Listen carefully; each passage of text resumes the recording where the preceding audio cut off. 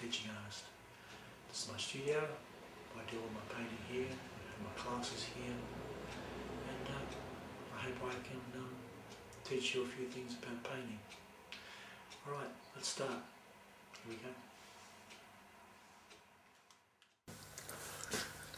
I'll take you through the brushes to begin with, and this is number 12 flat bristle, a number 10 round bristle, a number 4 bristle fan brush, a number 4 sable, and a number 2 sable. The colours start with titanium white, cadmium yellow, yellow ochre, burnt umber, which is a brown, Payne's grey, which we use a lot of in this painting, and ultramarine blue. I'll start with the large brush. I'll dip the brush into a little bit of turpentine. Now look, this painting can be done with acrylic if you wanted to. If you don't like using oil colour, that's fine. Same methods and techniques. Instead of using turpentine, of course, you just use water. The colours are the same in acrylic as they are in oils. These just happen to be oil. But as I said, acrylic's fine. For turps, a little bit of white. We're going to build our old cabin on a line across here. It's just a little above halfway. I'll start on the edge of the board, just a fraction above halfway, and I'll just use the brush on its side. Put an uneven line across there. There we are. Now, I'll take some more white and I'll put an underpainting of white on the area above the line. I'm trying not to put too much turps into the mix. I'll just use enough white to cover the area. A little bit of the underpainting shows through, that's okay. And the underpainting is just simple, flat, black, acrylic house paint. It's a good quality brand. Always make sure that you use good quality paints,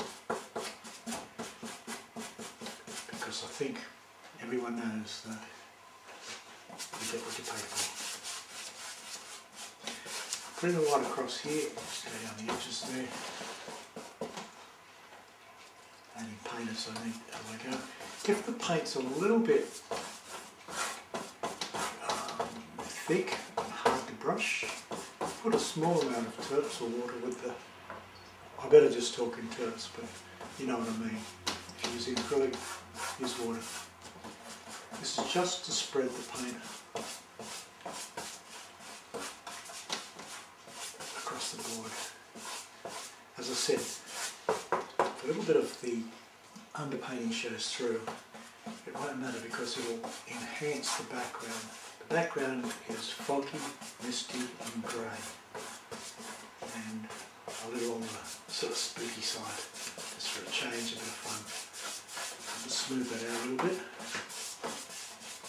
As this white dries, it will go a little greyer as well, or appear to, because it'll actually just go thinner and it'll appear grey because the dark will show through. I'll lighten a bit more white down the bottom, a bit more white down here. I'm going to grade the tone. That means it'll be darker at the top and get lighter as we come down towards that horizon line. Now I'll just smooth that out a bit. Now, I'll take some Payne's grey, put that across the top here, like so. Now it's a little bit thick. I'll take a small amount of turpentine and work that in a bit so that it brushes a little bit more easily. Now I'm brushing from edge to edge. Slowly start to move the brush downwards. slowly downwards. What's happening? I'm getting a graded tone. It's a little bit streaky too, but it's okay. Alright. We'll add some character to the background sky. I'll do this a second time. We'll go to the top and a little less pressure this time, and just brushing from edge to edge, slowly moving the brush downwards. There we go. I'll just keep doing that till the brush reaches the bottom. That's it. I'll put the brush, I'll clean the brush and just put it to one side for a moment. I've got some background trees in the mist, foliage tops and trunks and branches. So I'll clean and dry the brush. I'll take the round bristle brush, and instead of putting the paint onto the end like we normally do or often do, I'm brushing it onto the side on one edge like that, just on one outside edge. There's a reasonable amount there. Now turn the brush, I'll go over here on part of the palette, turn the brush around and very gently I'm just going to tap the brush a few times onto the palette just to push the paint into the bristles a little bit. Now the area that I put the paint on, I'm going to keep facing the top of the board. And I'll tap a little bit here very gently, move the brush around in kind of a circular fashion, and I'll start to move downwards. You can see what's happening. I've got a clearly defined treetop there. I'll go over here and do a few more there. Over here, a little higher up, do a few more. Just dabbing around very gently.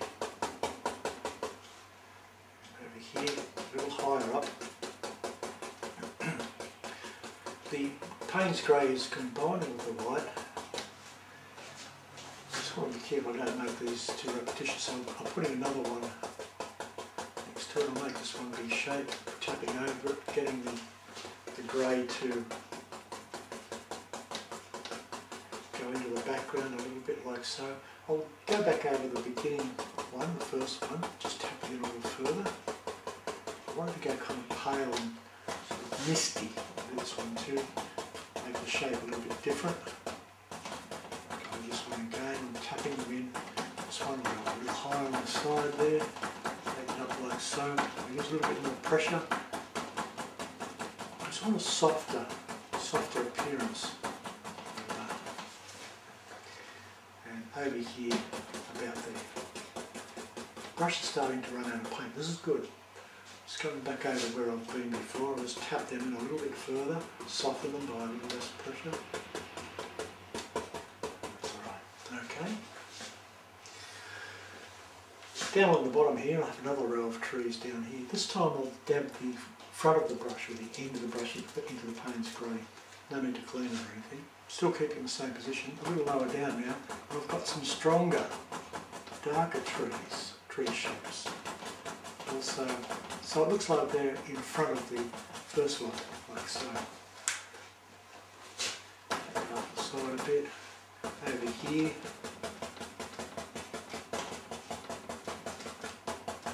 some a little bit lower down. Some of these will be covered by our little shack.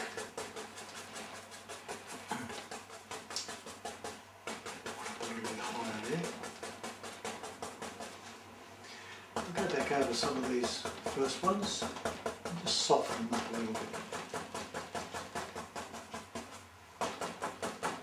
I won't clean the brush just yet because I might want to put a little bit more on. Let's just see how it looks. Right, look at what we've got here. It's all just white and Payne's